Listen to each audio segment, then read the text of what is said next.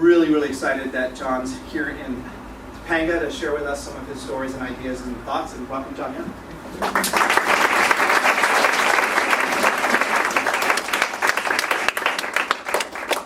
Hey, I'm not taking off my coat because then you'll see the little wire that connects to the microphone. If that's okay with you all? Is that good? Well, thanks, Paul. Where were you going with that James Lovelock thing, by the way? I'm over here. Oh, there you are. Where were you going with that? I just have to get it off my chest. Yeah. Very interesting stuff that Paul was just sharing. And I think I was listening to your 3 phases of truth. If you could repeat them for me again. Yes. At first, it's ridiculed. Ridiculed. Yes. Then it's vehement opposed. And Yeah. accepted as self-evident. Okay, so that's pretty much the story of my life, for the most part.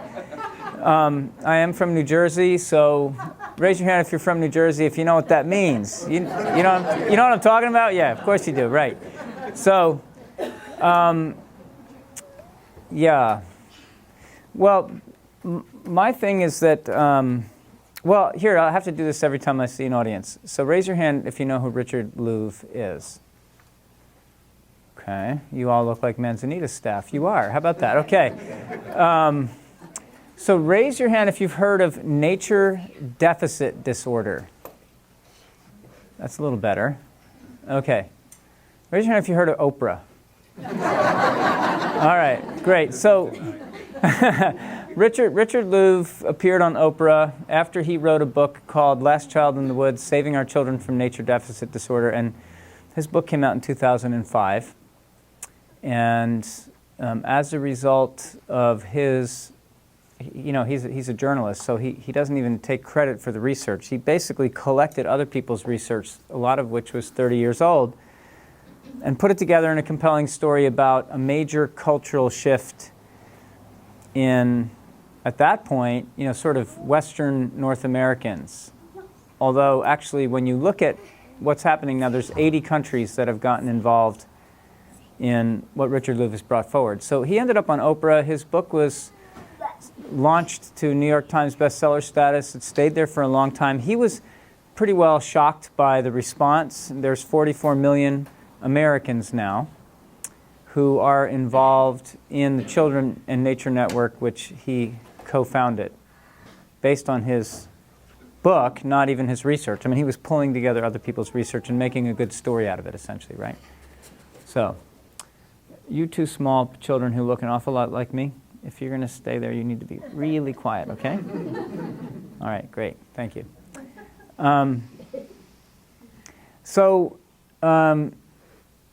What Richard Louv did for me in 2005 was he actually made it possible for me to talk to my family in New Jersey about what I did for a living. Really. And the other thing that he did for me was he allowed me to sit on an airplane next to somebody, complete stranger, who would turn to me and say, "What do you do?" Now I was actually able to answer them in a way that only took 3 minutes or less, and they were satisfied with my answer. So I have been on the edge of this subject of nature connection for my entire adult life. I've not done anything else. I'm hopelessly unemployable, and if it wasn't for people like Paul, I wouldn't even know where I was going to eat dinner. But I'm sort of half kidding. I was mentored from the age of 10 by a tracker who's relatively famous by the name of Tom Brown Jr., or I should say infamous. He was mentored in turn by an elder Apache whose family group denied the defeat of the Apache Nation. And so they literally just disappeared into the Sierra Madres and said, "No, we're not surrendering, and you didn't defeat us. And no, we're not signing any of your documents. And no, we haven't given up." And so to this day, there's a whole bunch of Apaches who basically said no, And they're living as undocumented Americans, if you will, which if you think about the irony of that statement, right? But they've been resistant. And they disappeared, and the cavalry went after him, and they managed to rope in Geronimo a few times, but he escaped 5 times, and they finally put him in prison in Florida, and he died there. But there was a bunch of them who didn't get caught, and they basically decided that they would rather die free than die on a reservation or in a prison. And so they just kept their way of life. And they were exceptional at disappearing. And if you don't know what I'm talking about, just research the Apache cavalry interactions in the United States and you'll see what I mean. And you'll get the point from the generals who had to go against them in battle, who said, I would take 10 Apache soldiers over 1,000 of the best cavalry because they're superior human beings, they're better soldiers, they have high honor, high respect, they're just amazing people, and they're very loyal. But a bunch of them just didn't get involved in the conflict at all. They just decided, well, we're not into the war thing, we're just going to disappear because that's our solution, and they did. And one of them ended up in New Jersey. And this was kind of after the front had closed and the Apache wars were over, and people kind of forgot about the Apache, so they became sort of, laborers on ranches, and they were working for cash, and they just never signed up. They didn't get birth certificates, they didn't want to be identified, so they don't have passports, and they're just kind of living to this day. There's people like this, okay? And they move pretty freely in places where no one knows how to track them. And that's just been their history because that's their homeland. And one of them ended up in New Jersey because his grandson was in the armed services and could get him some dental work that he really needed in his older age. And he became the latchkey babysitter for his grandson and his grandson's best friend, who was 7 years old. They were best friends from the age of 7. And this old man then was the after-school care provider. He was running an after-school preschool and nature connection. So is there any people here associated with after-school preschool nature connection work? Yeah. Oh, yeah, there you are. Claudio, yes, of course. So Stalking Wolf was doing that a while ago.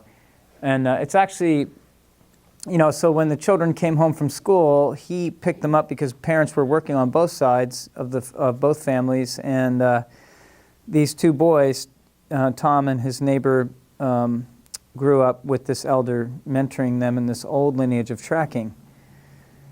So when Tom was 18, his elder mentor went off to basically go back to his homeland to die, essentially. And he told Tom, you need to find somebody and do the same for them that I did for you. That's your responsibility. So Tom was looking around for about 3 years in New Jersey. There wasn't a lot to choose from. You can probably understand what I'm talking about, right? Anyway, so he decided that I was the one that he would invest in, which I didn't know until 7 years later, because he never told me that he was doing that. He just sort of took me under his wing and then mentored me in this really old form of nature connection and tracking and awareness, bird language, and survival skills, things like that. So it wasn't until I was 18 that I discovered that something was up. And I went off to college and noticed that I seemed to be the only person there that knew bird language, for instance. I was with ornithology professor, the study of birds. These guys have been in the field 35 years. And I'm standing there one day on a field course with these guys, and here comes a bird alarm sequence, which tells me a Cooper's hawk is flying towards us. And so I point in that direction. I say, look, a Cooper's hawk. Basically meaning, look this way, there's a Cooper's hawk coming. But I didn't say it that way. So the two professors looked that way. And they look at me again, and I'm like, no, it's coming.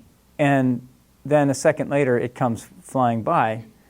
And then the two of them turn and look at me like this, like I did something wrong, right? They were pissed, because all their students were now looking at them, right? And they said, how did you know that? And I said, bird language. And they said, both sort of almost in stereo, that's impossible, right? So I began my freshman year at Rutgers University being ridiculed, in a sense, for something I didn't even know I wasn't supposed to know, but that I knew it so well that it was just part of my being. It wasn't even open for question, right? So if you're wondering how that went for me, read my memoir. It'll be out in another 20 years. I was published by Houghton Mifflin Harcourt in 2012, a book called What the Robin Knows, How the Birds Reveal the Secrets of the Natural World. Yeah.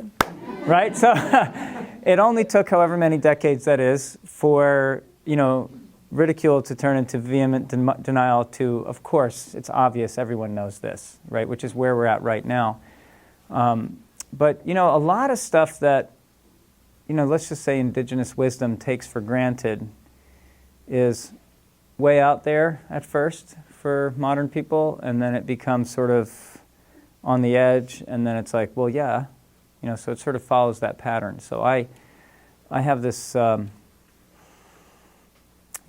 life story, which is essentially, I'm not here to complain or, make you feel sorry for me or anything, but, just so you know, I've been on the edge for a while. Then Richard Louv sort of said, okay, here's this guy, Jon Young. He's been doing this thing that we all realize has been missing, but he's never stopped doing it for his whole adult life. So go to him if you have questions. So that kind of put me into a whole nother category of confused. And the reason being because I don't really quite know yet how to translate the story of what I gained from my childhood mentoring into a way that modern people can actually get how this is important to you and what you need to do with it. And I think bird language has helped me do that quite a bit. Because everyone has a backyard or at least a side yard or a park. Everyone sees birds. Everyone knows what they are. Here's an avenue that will allow us to access a direct exposure to nature connection as a concept. So I was doing an in-service with the Manzanita teachers today, and we were talking about some concepts, which I'm going to repeat, and they're in the room, so I feel sorry for you because you have to listen to it twice in one day. But what we talked about was Richard Louv trumpeted this information, and what he did was he scared a lot of mothers. And I don't think he was doing it on purpose. He wasn't trying to stir it up, but basically the Children and Nature Network has had profound influence on policy in Washington and has changed a lot of stuff in a lot of branches of government, and a lot of policy has shifted because Richard Louv pointed out something that people were suspecting, but he made it absolutely crystal clear. There are emotional well-being issues associated with disconnection from nature. This is all nature deficit disorder that I'm defining right now, okay, for you. There's spiritual well-being issues, there is mental health issues, there's physical health issues, and there are cultural issues, and there are conservation issues all associated with nature deficit disorder. Bottom line is that when people get disconnected from nature, their quality of life drops, and on all levels, and this is measured and known. Okay, so you may not really realize that what I'm saying is sort of like saying, well, if you're all getting a headache, you probably should drink water, because if you keep not drinking water, you're going to die, kind of thing. It's that fundamental to our well-being, nature connection. We need water, we need good food, we need clean air, and we actually need nature connection for our system to be fully optimized. Let's just put it like that, okay?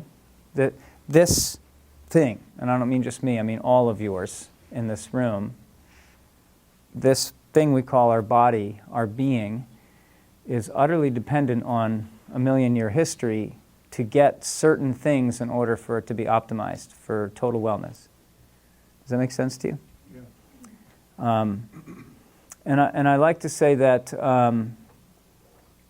if we were to go to 24-hour fitness, right, and pay, does anybody have a gym membership and can tell me what a gym membership costs a month, just roughly?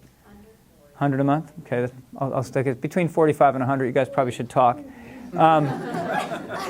So let's just say somewhere between 45 and 100 a month we're paying to be members of a gym, right? So we go in the gym, we have our little interview with the person behind the counter, they pull out their clipboard, and after this and that, they give us a workout, right? So we ignore what's on the paper, and we go and we sit down on the bicep machine, and there's a nice TV screen right there, and, South Park, cool. So you just sort of disappear into South Park episodes 2, 3 in a row, and you just do this the entire time. Then you leave, you go get a shower, go home, come back 2 days later and do the same thing, right? 3 years later, you can't really find a shirt that anyone could actually make that actually looks right on you, because there's something really strange about the way your body's forming, and people are looking at you, right? You get these like Popeye forearms and these great big biceps, and the rest of you is fairly, let's just say, malformed. And, it's a ridiculous idea, right? But, what's interesting about that example is that that's exactly how we're using this thing right now in relationship to nature. Right? We are not taking advantage of the 24-hour fitness we are fully designed to respond to. And so I'm saying this to you right now, and I'm just kind of the crazy guy from New Jersey who's on the edge, who's telling you this, but 10 years from now you'll be like, well, duh, right? But we're right at that point in our culture of understanding that nature connection is not just a walk in the park, right? It isn't just like, oh, I like the sun, I like the wind, I like the birds. There's actually something to this that you need to understand in the same way that we once thought the world was flat, and then once we realized it was round, everything changed, okay?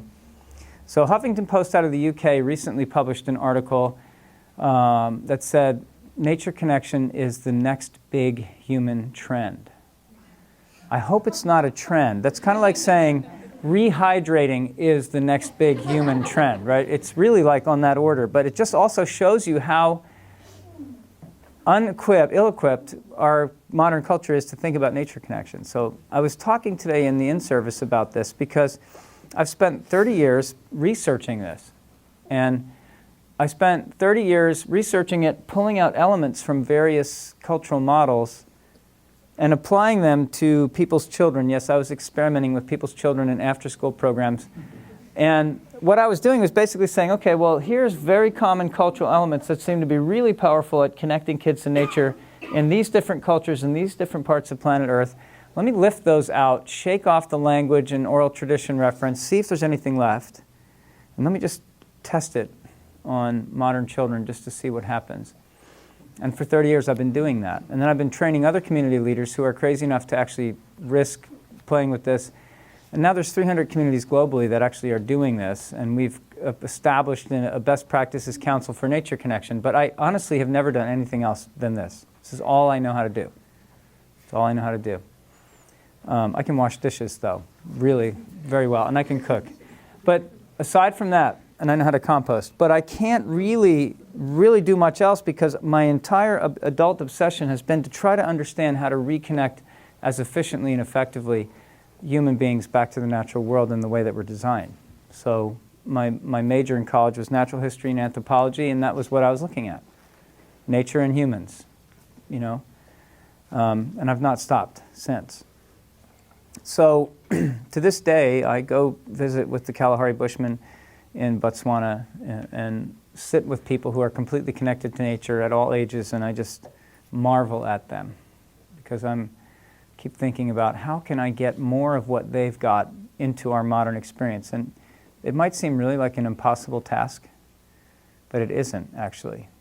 It's sort of like drinking water does not make you ancient, right? Eating food doesn't make you ancient. You know, you can be modern and drink water, modern and eat food. You can be modern and connect to nature. They're not at odds with each other. But what I'm trying to understand is how to get the attributes of deep nature connection back into the culture as quickly as possible. And the reason I'm interested in that is because nature deficit disorder yields all these negatives. The only people who really thrive are the people who have to deal with crises in children or adults related to nature deficit disorder. So we're stimulating the economy, I guess you could argue, right? But I'd rather not stimulate it that way. Personally, I don't think that's a good idea, because people's well-being is at stake, right? All these symptoms that are called nature deficit disorder, if you inject the right process, the needle moves this way, and then you have nature connection attributes, which means quality of life improvement on all levels. So these systems that we use to inject nature connection back into the culture are very specific. And so I'm going to use the bicep model again, okay? You know that you could read thousands of pages on building biceps and your biceps won't necessarily grow unless you actually do curls with the books. You know that, right? But all across the US and all around the world, the modern response to getting nature connection back to children is to read about bicep building, right? They're applying an educational process to a connection need. You don't apply an educational process to building biceps. You might have a little bit of education how to do it right? Read a little bit about this and that, but mostly it's going to be about building biceps. Do you get what I'm saying? Yep. Same thing is true. So there's all these huge conservation organizations globally who are basically looking at the future of planet Earth and realizing that conservation advocacy is dropping off precipitously. Do you know what I mean by that? Like the membership in big national conservation organizations is plummeting at the same rate that nature deficit disorder is rising. So what it's basically saying is simple. If people don't connect to nature, they don't love it. If they don't love it, they don't support conservation, period. That's it. So this is a problem for a lot of big conservation organizations, which should probably have you thinking a little bit, because if we don't have a population of people who actually cares about the earth, the governments don't have the money to fix things. So I think there's an idea, well, don't worry, the government will take care of it. But trust me, I don't think that's true. I'm not sure how much attention you're paying attention to whether the government can take care of things or not, but it's pretty evident to me that that whole system is kind of mired. And it's very expensive, and when it does try to do something, you're just like, what? You got to be kidding. You're doing it that way? Do you know what I'm talking about?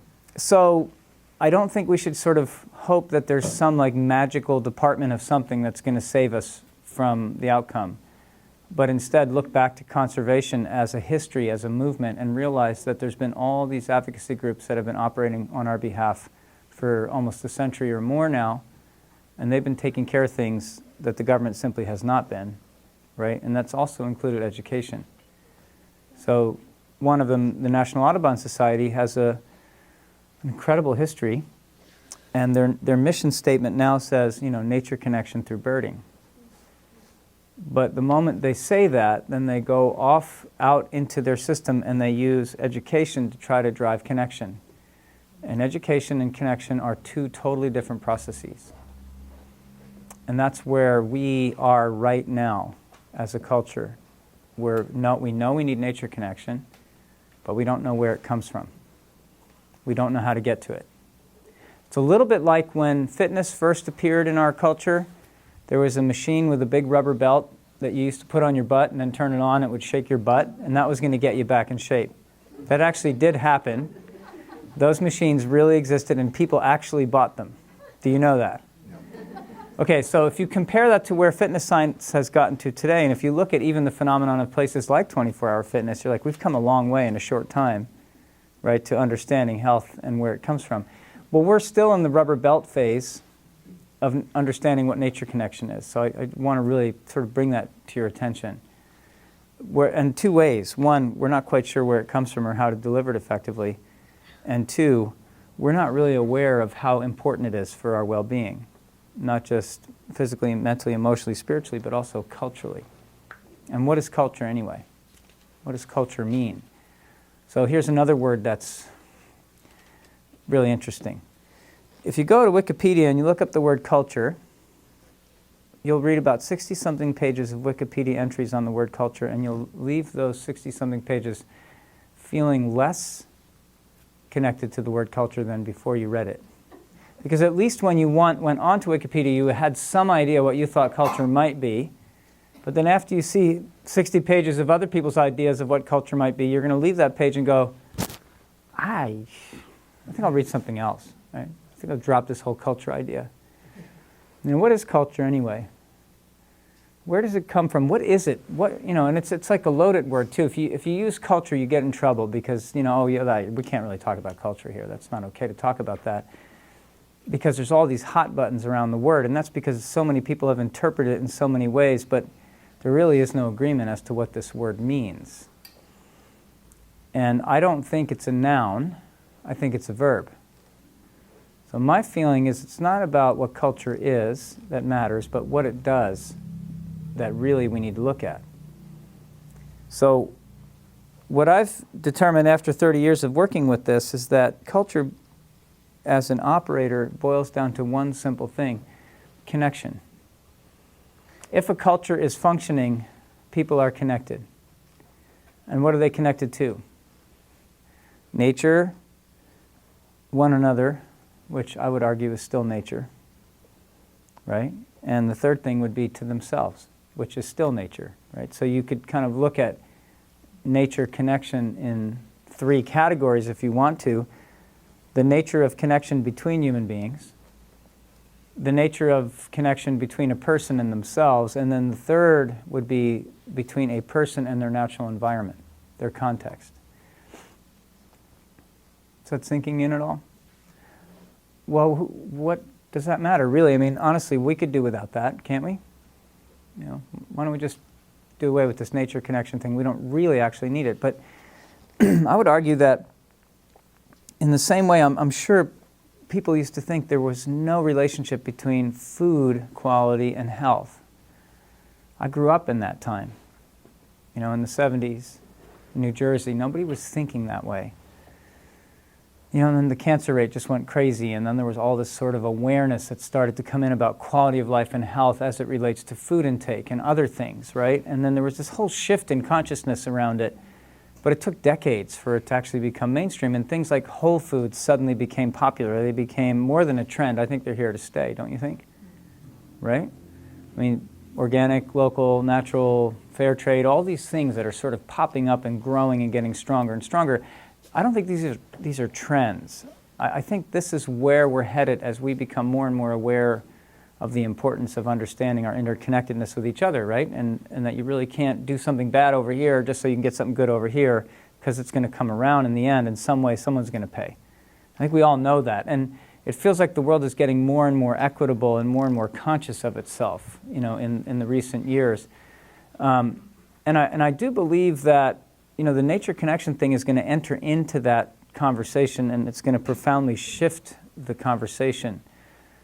Because there's a lot in there.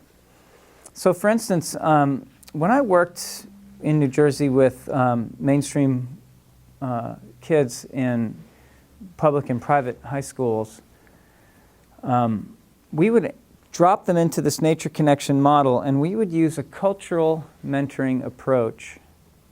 And in 3 to 6 months, there would be an entire transformation of their core values. We never addressed their core values. We never told them what to think. We never even engaged them in core values conversations. We simply connected them to nature. And when we connected them to nature, using the modeling that we had researched and tested, they opened up to a whole nother level of consciousness that you would have to say that if you knew them before and after, they moved into the realm of really good people, right? I had more than one parent say to me, you know, thank you so much for saving their life, right? They were sort of spinning down into drug abuse or getting mixed up with the wrong crowds. Or they were getting depressed, or they were suicidal. And they came out the other side high functioning and powerful with leadership qualities and creativity and vitality and childlike happiness and an ability to listen deeply to other people. They became compassionate listeners and empathetic. They became really helpful and really conscious. And over again, in those days, people just thought we got lucky. You know, we were sort of like the fringe organization that if your kids are about to die, send them to me, because at least they'll have fun. You know, those nature guys are nice. They smell like smoke. You know, they're a little ragged around the edges. Their cars are a little beat up looking. But they seem to be nice people. I don't know what the heck they're talking about, but, you know, if you get desperate, chuck your kid over there. At least they'll live, you know. But in the end, what happened was, again and again, we kept hitting home runs where other services were failing because we were addressing something completely ignored by the system that we were, you know, operating around. We ended up doing drug and alcohol programs where we were working with younger siblings of people who were substance abusers, and they were at high risk. I mean, all the research said these kids were going the way of their older brother or sister, right? And we totally changed that outcome. You know, we watched those kids, their emotional scores, their academic scores, a lot of metrics rose. And there was this assumption again and again that because we weren't backed by some field, that we were just getting lucky, right? But over those years, you know, we ended up working with children in adjudicated youth programs, after-school programs. We had hundreds and hundreds of children all over the state of New Jersey in this model. And it applied in the inner city as it did in the rural areas where we were working, and we were always causing positive movement in the children. And all we were simply doing was restoring connection. It's all we were doing. Over and over and over again. Connection to self, to connection to others, connection to nature. But we discovered that the children who only worked in social connection programs had different outcomes than the kids who also had nature connection. So we'll say that again slightly differently. We were working with some children who the emphasis was really about social interaction and social appropriateness and social connection, but they had no nature connection infused into it. And at the same time, we were working with children with the same social model for connection and nature connection, and these people rose much faster in their attributes of connection, right? Their health was changed quicker. And what it began to say to us was that nature seems to be a critical nutrient for the well-being of a human being, right? Richard Louv, after Last Child in the Woods, he wrote another book called The Nature Principle, because Last Child in the Woods was kind of like all the bad news, and the nature principle was the good news. All right, so given that we have all these negative trends and we have to put nature connection back into our culture, here's the positives you can expect from nature connection. And he says right on his book, one of the quotes out of his book is that the future belongs to the nature smart, which to me, in my language, would be the future belongs to those who are deeply connected to nature, because they're going to far outperform their peers. And I believe this to be true. So I don't actually think that nature connection is just a nice thing to do. I think it's like totally optimizing the human capacity. And I don't think that's a small thing.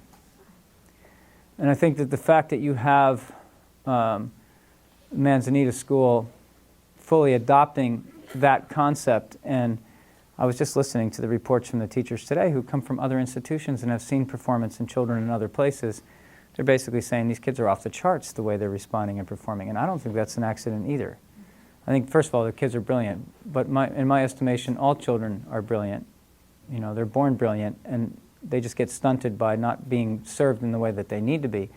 So I'm not thinking that, or there is something special about you guys, okay? But it is, but it isn't just that you're special, because each one of you is special, but it's also because you're being given opportunities to build something into yourselves that is really missing for a lot of people today. I worked with a Sun Microsystems HR guy for a while, and he watched children. So he's been working with me since probably the late 90s, and he's been on the board of our institute, the H. Shields Institute, for that whole period of time. And the reason he is on that board is because he was reflecting on the history of leadership within Silicon Valley, for instance, okay? And he said that, the thing that really hits me, John, is that when I talk to all of these founders and leaders that I know within Silicon Valley, all of them credit their childhood playing in nature and being able to explore on their terms to really helping them develop profound creativity and the ability to understand risk-taking and the ability to understand how to work with people and how to see patterns. And he just says a lot of the things that we depend on as leaders in management, for instance, or the running of companies in a healthy way, he said every one of these guys that I spoke to can trace it back to their childhood growing up in nature. And he asked the question, what about a whole generation where nature connection loss is apparent? Where's that leadership going to come from? Who's going to take the place of the people who had the opportunity? So when Scott used to say those things to me, I really thought about it, but then Richard Louv actually wrote the book, The Nature Principle, and he more or less says exactly the same thing, and he pulls all this research together that basically points at the truth of what Scott was suspecting. The future belongs to the nature smart, mostly because demographically it might be that most people will not be nature smart. They will be disconnected to a fault, to a high degree, to where their level of empowerment will actually be dulled to a great degree. But if I get my way, everyone will be nature smart. Because it's sort of like saying, well, who deserves good water? Who deserves good food? Who deserves air to breathe? Who on the planet deserves that? So where do we draw that line? And in my estimation, the vision and mission of the Eight Shields is to bring nature connection and a regenerative culture around it, meaning that it will go beyond that generation, right, to every child on planet Earth. Because I can't see any other way. That's just me. But I really feel like that is where we're at in history right now, and I really feel like, to actually be able to work with Manzanita Institute, to be able to see the commitment level that's here in the families that I've met and the children that I've seen and met and the faculty and the volunteers around the school, it's just really, to me, I'm just watching from the edge with just total excitement because I know what's going to happen. I mean, I see all the ingredients coming together that I know work amazingly well, and this is going to be really something to observe over the next decade. 20 years from now.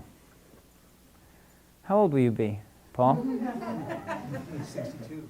That's why I don't teach math. 73. 73. So, I'm imagining, we'll both be around the same age in 20 years. Maybe we'll come back in this room and we'll look around. How old will you be? Rhodes, right? Yeah. I would be 20 years from now? Mm-hmm. 33. 33. Wow. Is that right? Oh, no, not 33. They teach numeracy at 32. Manzanita, I swear. Sorry. Yeah. Ryan, where are you? You're hiding. All right. Give him an abacus. Okay. Give him an abacus. All right, Rhodes, tell me how old will you be in 20 years? Okay, I would be 32. 32. All right, great. Yes. 32. 12. Maybe you guys get back to me after the talk and tell me. Slip me a little piece of paper. All right, so I've been doing what I'm doing since 1983, kind of formally, right? So I've watched a lot of children go from this. One of the guys that I've been working with since he's 15 now is in his 40s. He's got children of his own. And I'm watching these young people who now don't look like young people anymore out in the world. And I'll share, and I know I shared this once up at Mike's place, and I've shared it in other contexts around this community, but there's these two brothers, Pete and Matt. And Matt was 15 when I met him, and Pete was 12. He was your age. So today, Pete is one of the leading consultants on a big, this is 1983, so 30 years later, right? So Pete's 41. He's one of the highest paid and most prized, sought-after architects in Dubai, Paris, London, because they say he has a savant ability to visualize in multiple dimensions. Like, he can do things that other architects are not capable of. And he says that the people around him elevate him to this status, but he can look back on it and he realizes that he learned it from nature connection. Like, it really was just a foundational skill needed to understand and connect to the natural world. And it was something that we mentored with him. It wasn't even something that he possessed until we pulled it out of him, right, using our cultural mentoring modeling. So that's one example, right? His older brother's a playwright and a director off Broadway. Both of them love their lives, and both of them are incredible leaders. They're really happy people, and they're living really good lives. They're really stoked on their life, and they feel like they've had meaningful adult lives, and they're feeling very centered. Their children are growing up in this really profound way. Of course, they're making their kids immersed in nature connection as well right now. And I want to point that out because this isn't something that I'm sort of theorizing on. This is something I've been observing like a pattern language for 3 decades. So I know where this is headed. I know where this is going, and I can predict things out of the approach that Manzanita is using, and it's positive. And you may not fully understand why it works.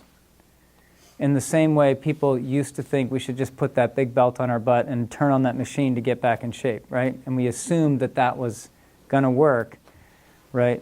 Now, 24-hour fitness has really replaced that. I'm going to get my hands on one of those machines, though, and just have it in my living room and tell people that people actually used it.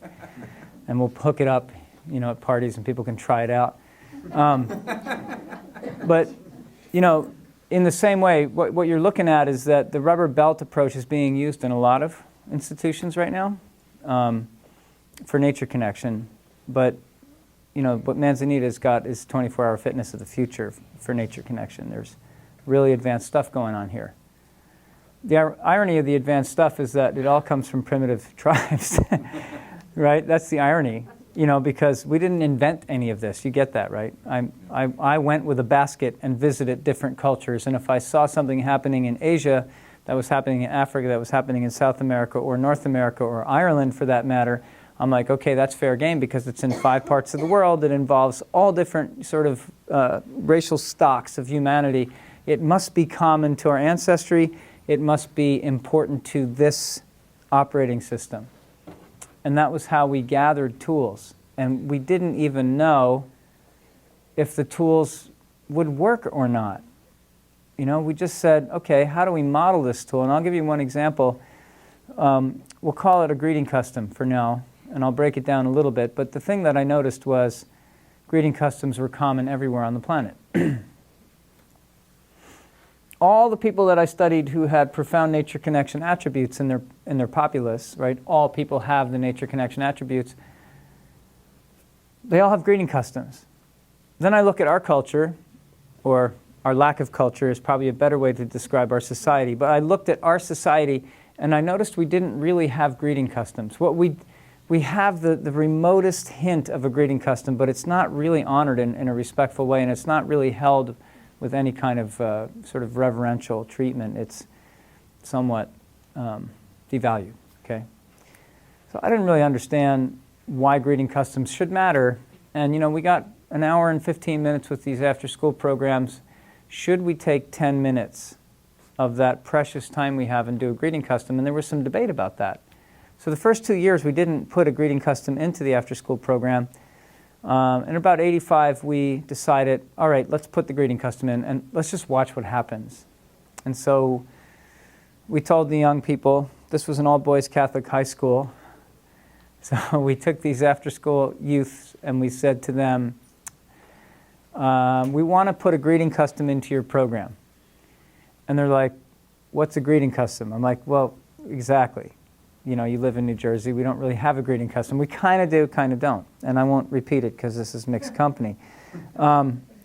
So I said, okay, from what we can tell, greeting customs have the following elements, attributes. You know, one, there seems to be this thing going on where people actually look at each other and actually see each other for real. They make eye contact. They actually allow for some space to occur between their being, and they actually honor and see each other in a present kind of a way. So that seems to be important, which, by the way, took a little time to actually cultivate because nobody was doing that with each other in New Jersey at that time.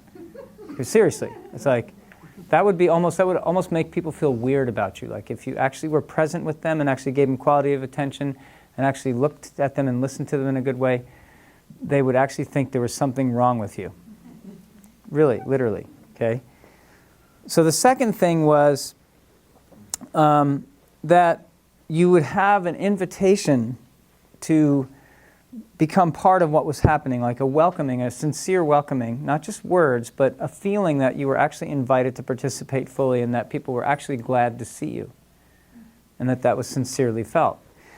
The third thing was that there had to be some spaciousness around it, so you didn't just go through the motions, but you actually had to get a felt sense that you actually arrived and felt greeted. So that was the third thing, right? The fourth thing, there was some element of gratitude involved.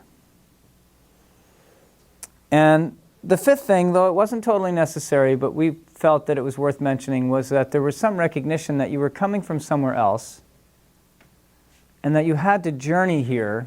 And so there had to be some recognition that you endured some hardship on your way here. Or you might be separated from your family right now, and that might be hard for you. You know, you may not have seen your family for days because you're traveling or something like that, right? So there was some recognition that you endured hardship to arrive. So these were sort of the elements of greeting customs as far as we could tell, and we let the young people invent it for themselves because we didn't want to use, for instance, the Maori greeting custom. You know which one I mean?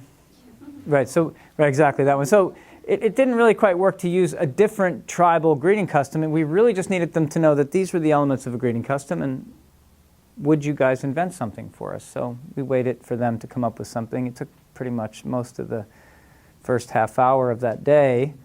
But they agreed that since they couldn't come up with anything more creative, everyone would sit in a circle and they would each take turns talking for a minute or two about their day at school, one thing they were thankful for, and something they hoped for during the time that we were going to be together.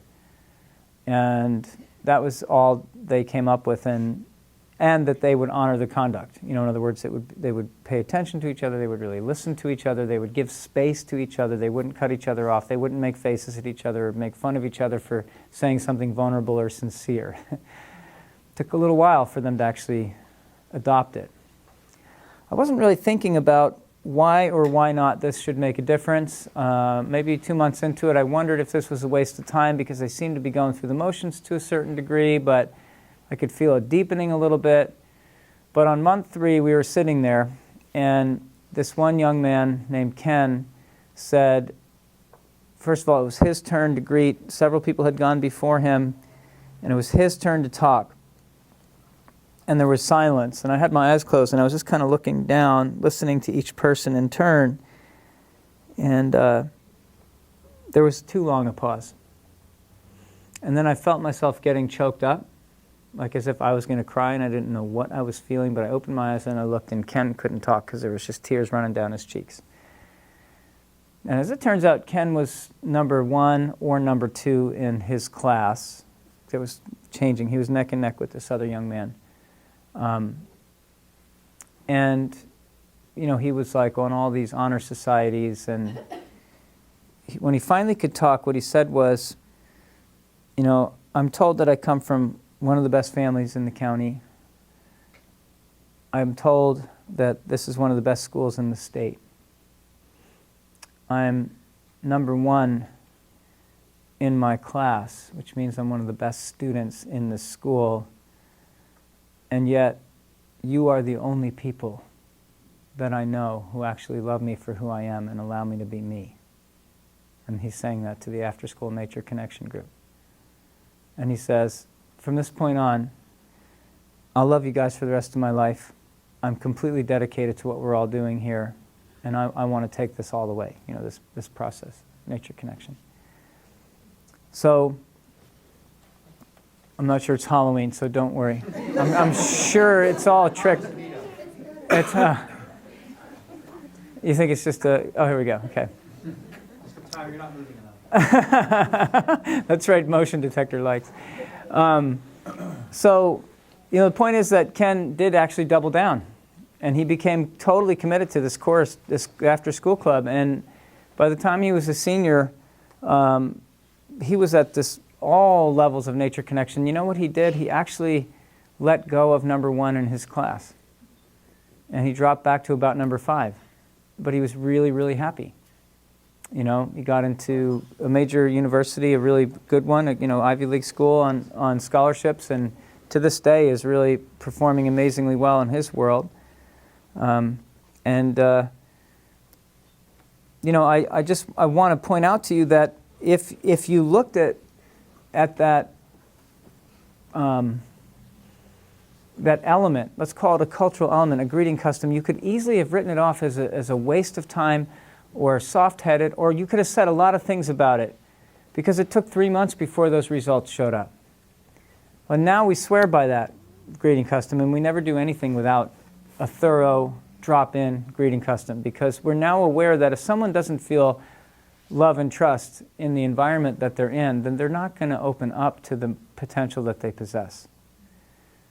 And if they come from a society where everything is about the next thing on the list and performance and all these different measurement categories, then everything is about disconnection. You barely get grounded in one thing, and then you're yanked into the next thing, and you're expected to perform. But I want to show you one little story which I remember sharing at Mike's up on the ridge before Manzanita actually became an official offering. We were talking about when I was in the Kalahari with the San Bushmen, and I had a carabiner watch on my belt loop, which I've since lost. I'm not replacing it. I got in the habit of just lifting it and looking at the time. You know, instead of doing this, I just didn't want one on my wrist. I don't like things on my wrist. So I wanted to know what time it was. So I flipped the carabiner watch up and I look at it and then I drop it again. But I did that so many times that now I'm in the middle of the Kalahari with the San Bushman. And I flip this thing and I look at it for a second. And I drop it. And the translator starts laughing. And I said, "What's the matter?" She says, "The old healer wants to know if that's a timepiece." And she's laughing to herself because she knows what's about to happen to me because she's seen this before, apparently. And I'm like, I can feel the heat on my neck and I'm feeling all embarrassed, you know. I'm flushing red. I'm like, what did I do, you know? And the old man says to her, "Is that a timepiece?" And I say, "Yes, tell him it's a timepiece." And then he gives me this, you know, he's talking in Bushman. And she says, "Well, he's saying that they don't really like those things." And I said, "Why not?" And he said, "Because every time you look at one, the very next thing you usually do is rude." Right? Right, rude. It's like disconnective. You know, there's some mental thing that we do around some meaning that we get from this number that then gives us permission inside of ourselves to disconnect in an abrupt way from those people around us, right? And if you're with people who have for the last 200,000 years never experienced disconnection before from each other, right? Their whole culture is intact around keeping everyone connected. Then for them it's jarring, right? Because we don't think anything of it. It's just everyday stuff for us, right? We've normalized rude. We've normalized it. And we give ourselves the excuse to be disconnected because we can justify it because we have a list that we're comparing our performance to, right? And that may or may not be a good thing. I mean, in some ways we know it's necessary, right? I'm sure that everybody at Manzanita's got a long list, right? And if it wasn't for long lists intersecting together in agreement, then there would be no Manzanita School, because what is an institution but a bunch of agreements and lists anyway, right? So we are in a place right now where we can talk about this, but we have to compromise because we can't go completely timeless. So now the challenge. Nature connection happens pretty much only in a condition that I will call perceived timelessness. So education and information transfer, skills sharing, one process works really well for that, and we know that process well. We have trillions of dollars invested in education and vocational training and skills training. We got that dialed, okay? It doesn't need our help right now. I'm not worried about that part. And Manzanita's got that dialed pretty well, except for numeracy, but Ryan's going to work on that after tonight. And then we have another process, which is another $1 trillion industry, which is recreation and, health and fitness, which, again, 24-hour fitness is sort of a vanguard, entity around that. And I'm picking on them, but there's a lot of things that basically say our educational skills transfer, vocational training thing is well dialed, and so is our recreation, health, and fitness stuff. It's getting better and better, but it's not lacking. But these are two very distinct quadrants, and they have totally different processes. Right? You wouldn't use recreation to teach math, right? And you wouldn't use, algebra training to build biceps. We know that's ridiculous, right? But I'm going to bring it back home again for a second and just say nature connection is a third and totally unique process. As unique as education is from recreation, connection is unique. It's not recreation, it is not education. They are completely different. Right? So you cannot get connection outcomes using either of these two approaches. Which is not to say there's something wrong with those two approaches. I'm not saying that at all. The San Bushmen have education and skills transfer, they have recreation, and they have connection. We don't have connection anymore, culturally speaking. Connection requires a perceived sense of timelessness, and it requires unsupervised experimentation. What kind of program is timeless and unsupervised? It's hard to get a grant for that. Yeah. Yeah, but the nervous system needs to at least believe it's unsupervised and timeless. So even if you can't actually provide that, it's to the point now where we're getting results in the nature connection category constantly. Like, needless to say, we know what we're doing with nature connection. Parents drop their kids off in the parking lot. We literally pretend we have a really organized program and everything is running on time. Staff looks at watches, everything's going on, then the parents drive away. They literally take the kids to the creek and let the children run down to the creek and play without supervision for a good hour, hour and a half while the staff just stands up on the top of the hill and talks to each other. Why? Because all the research says that's what they need. We have to basically do that for the parents. We have to fool them into thinking that every minute is measured, organized, and completely leveraged for some outcome, for some skill that they're looking for, right? But if you took 10 parents in the parking lot, you would find 10 completely different expectations, and they would all know exactly why they're right and why everyone else is wrong. There's nothing worse for nature connection than parenting styles, just heads up. So what we basically do is we literally protect the children to just be free for a little while without adult supervision, to just experiment with their own edges and their own risk-taking within a safe environment. We obviously don't put them into yellow jacket nests and poison oak patches deliberately. Occasionally we find out we accidentally did, but then we also have remedies for that stuff. And we definitely keep them safe from mountain lions and coyotes and, the heroin highway drug traffickers in the San Lorenzo Valley. We're watching for that major stuff. But we are literally just letting them be feral because, that's what the research says you need to do.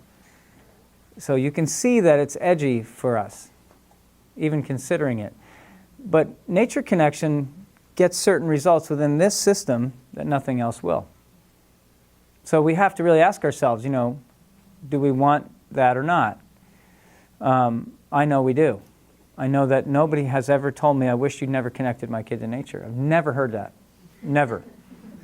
Right? Nobody's ever said, I'm so disappointed that I got connected to nature. I really wish I had pursued another path. I've not ever heard that either. Right? Because that would be as foreign as saying, I wish I never drank water. Right? Because you wouldn't.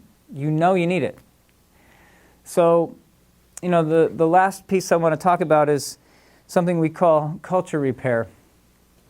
And if the job of a culture is to connect, which it is, it's just my opinion, but I believe this is true after watching this for as long as I have. I do believe the job of a culture is to connect people to people, people to self, so me to me, and me to nature, in a meaningful way.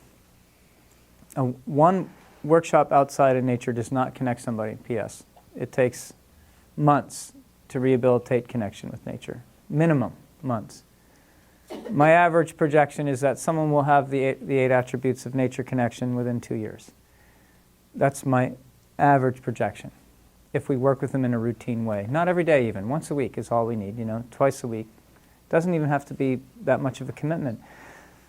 But we have to rehabilitate relationships that have been sort of programmed out of us, in a sense, right? From the dominant forces of our social normalcy, whatever we want to call that, okay? So the smallest unit of culture, that which connects, is mentoring. And when somebody has an experience that was, let's call it transformative, because at University of Vermont we're working on a master's degree program called Transformative Eco-Social Leadership, which basically is nature connection, people connection, combined to unleash the 8 attributes, right? It's a mid-career professional master's degree program that will open in 2016 at UVM. In that program, we recognize that nature connection is transformative, meaning that somebody's value set will change intrinsically. They'll actually have major realizations and ahas that open up their empathy and open up their concern for the well-being of others, will cause them to seek meaning and meaningful service to humanity and the future generations, all of which these are hallmarks that they have connection. Okay, so we recognize that people will not have transformative experience if they're not given a listening ear. Right? So you can go have a significant experience in nature or in some other connective environment, whatever it might be, and when you come back, you're going to want to tell somebody about it. Have you ever had that kind of experience where you've had something happen to you, it challenged your worldview, it brought something special to you, it opened up some creative thing for you, and you have to tell somebody about it, right? And everybody probably also knows the story of you came back and you went to tell somebody, but you told the wrong somebody. And you went away from that conversation with a sort of a sick feeling in your stomach, and you actually felt ashamed of yourself, and you felt devalued, or you felt demoralized, or something happened that actually made you feel unaffirmed and somehow devalued. Right? You know that feeling? That was a non-cultural moment. That was a disconnective moment. And in a healthy culture, you would have a transformative experience, come back, and there'd be multiple people who would not only want to hear your story, but would listen really deeply and then ask you really good questions. And in the asking of those good questions, you would have aha moments that would deepen the experience and cement it further into your consciousness, and therefore help build your own internal compass about what it means to be yourself in the most profound way. In other words, you would be cultivated towards leadership because of that.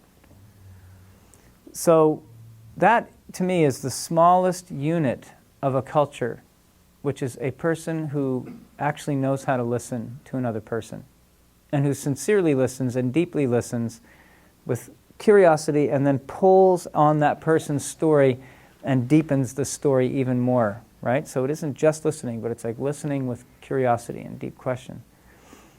And that's the smallest unit. And what we do nowadays in 8 Shields is what we teach anybody who's really going for nature connection, that they have to find people in their adult experience who are willing to be those listeners. And they actually negotiate listening relationships with people who are right now friends. And they're able to say things like, you know, sometimes I really don't want you to butt in while I'm talking. Sometimes I'm going to come to you and I'm going to say, can we make this one of those special conversations where I really want to fully express myself and I really just need you to listen? So people are actually doing, you know, let's just call it horizontal mycelium of culture repair around them, because they realize that if they want to move on the nature connection journey, they actually have to renegotiate some of their friendships so that they actually become deep listening friendships. And the way we compromise on that is we say something along the lines of, we don't always have to be serious about stuff like this, right? Sometimes we can just be casual and just be fun and joke around with each other and interrupt each other, but there may be times when I really need you to listen for me. And I don't know where else to go, right? And that, to me, is the fundamental unit of culture. Listening to each other in a really sincere way. And actually giving each other space to actually allow these conversations to move out horizontally.